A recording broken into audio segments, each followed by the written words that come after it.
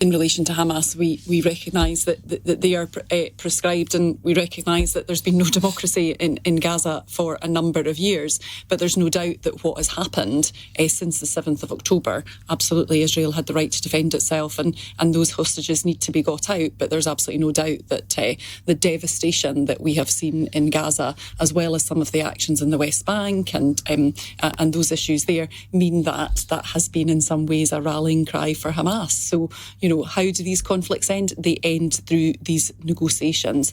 I hope that we end up with a ceasefire.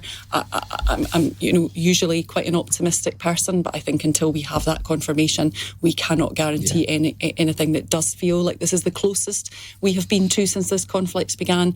But there's absolutely no doubt that there's been conversations previously, and we have not got there. What the international community need to do, and this is potentially Trump's inauguration next week that has accelerated some of this work, is ensure that the long-term solution here is a two-state solution, but it does feel longer ago than it has ever been. Let's add another question into this from Shahaf, who asks this.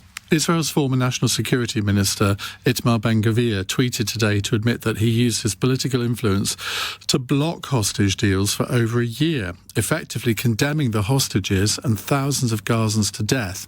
Is it time for the UK government to reconsider its stance on sanctioning Israeli far-right extremist politicians such as Ben-Gvir and the current Finance Minister, Bezalel Smotrich? Yeah. For context, I am an Israeli citizen. Yeah, and short answer to that is yes, and the Liberal Democrats called for that some time ago. And that's where I think, to Jonathan's point, I think it's quite clear that there is going to be within the coalition in Israel, if this ceasefire is agreed, it's quite clear that that's going to collapse quite quickly. And therefore, I think this is going to be the end of Netanyahu. But yeah, absolutely, that is something that needs to happen.